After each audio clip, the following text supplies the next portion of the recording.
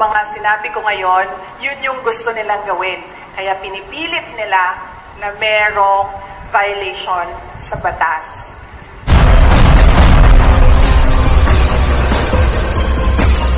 Sinasabi mo, kailangan magtanong ka muna.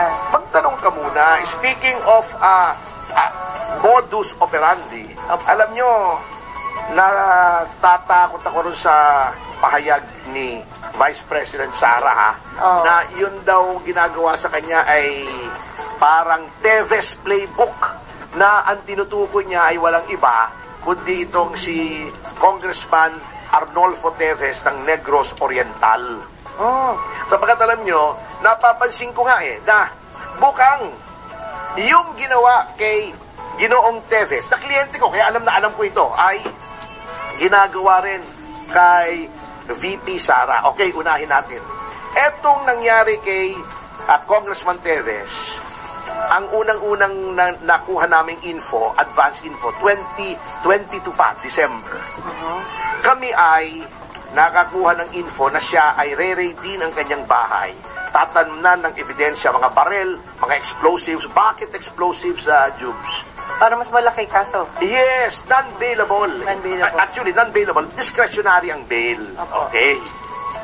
So, ang napagpasyahan namin ng kaibigan kong si Kong Arnie, let's go public para masupil. Oo, ma-deter. So, Facebook, nagsalita siya. January 2023, nagsalita na naman siya. True enough, ang nangyari, winidraw yung kanyang security detail. Di ba ginawa rin nila kay VP Sara? Yan, winidraw. Kinansela ang kanyang mga lisensya ng barel. So, wala na siyang legal na barel. Ang aim dito is to make you feel helpless at walang poprotekta sa'yo. Okay. So, dininunsyo po namin yan. Inireklamo po namin yan publicly. Then, true enough, Marso, January yung nagreklamo kami na hinaharas kami. At ang tingin naming dahilan kung bakit itong si Congressman Arnie Teves ay tinarget for political liquidation. Political ay ibig sabihin para sirain siya bilang politiko ay yung kanyang opposition sa mga ibang polisiya ng pamahalaan. Unang-una, yung kay Secretary Abalos na sa pilitang pinagre-resign yung mga opisyal ng kapulisan natin. Tutol siya ron. Tutol siya dun sa Maharlika Fund. Kasi sabi niya, naku, magiging source of corruption lang yan. Marami siyang tinututulang mga policies ng gobyerno. Bukod pa doon na hindi niya sinuportahan si Pangulong Marcos ng eleksyon, siya ay kay Manny Pacquiao. Okay.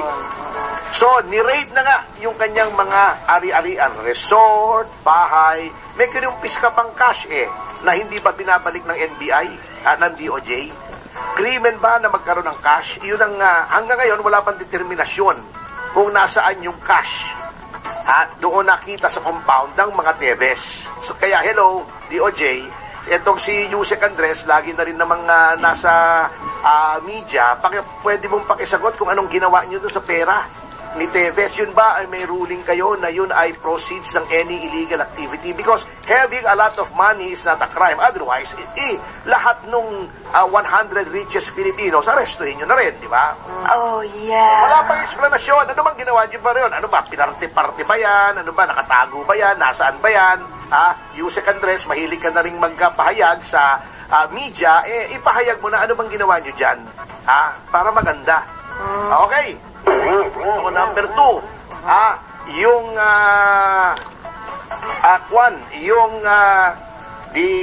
nagkaroon na nga niyan, yung terrorism, yung anti-terrorism na na kanyang hinaharap daw ngayon na siya ay charge under the Anti-Terrorism Act. Ginawa rin yan kay Congressman Teves. Bakit?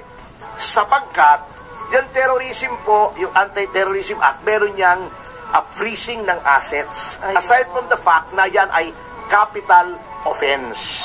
So, ginawa yung kay Congressman Teves, ginagawa rin yun sa kanya. Okay?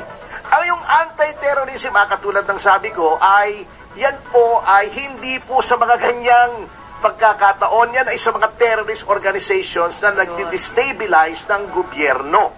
ang Vice President po ay parte ng gobyerno, siya ay isang tao, paano niya i-destabilize yung government? Ginagamit itong DOJ, ang Anti-Terrorism Act, to weaponize it in their lawfare against enemies of the state. Ay, yun ang playbook eh. Kaya hindi ako magtataka kung may isang karumal-dumal na krimen dyan, ibintang nila kay Vice President Sara in accordance with the Teves playbook at arestuhin nila yan. At isangkot nila yung buong pamilya na ginagawa na ng gobyerno. Anyway, bago yan, tatawa ako sa violations on the anti-terrorism law kasi sinusubukan nila to reach sa aking properties and assets. Kasi itong violation ng anti-terrorism law, ginawa nila ito kay Congressman Arnie Teves. So they have a playbook on what you do to a person na kakasuhan mo ng anti-terrorism law. So ano ba yun? Ano bang gusto nilang gawin? Kaya sila nag-file or nag-charge ng anti-terrorism law. Gusto nila mag-cancel ng passport. Gusto nila mag-red notice sa international. So hindi ka makakagalaw overseas. Gusto nila mag-amlak. Anti-money laundering violations. So, ibig sabihin nun, i-freeze nila yung pera mo at yung properties mo. Hindi ka makakagastos ng pera at hindi ka makakapasok sa properties mo. At gusto nila mag-issue ng mga search warrants. Anong ginagawa nun? Papasukin nila yung properties mo. And nagtanong ako sa Negros kung anong nangyari doon.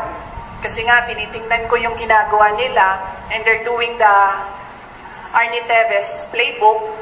Ang ginawa nila doon, pumasok sila sa mga bahay, mga properties. Nagsasabi sila, may clearing team kami. Para daw safe mag-search, mauuna yung clearing team, maglalagay ng kung ano-anong baril or kung ano-anong mga posibleng illegal na mga bagay, kasama na droga, ganon. Pagkatapos, papasok ang search team.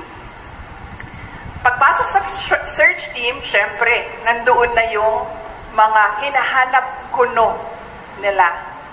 So yan ang sinusunod nila. It's not without precedent ang pag-file nila ng anti-terrorism law.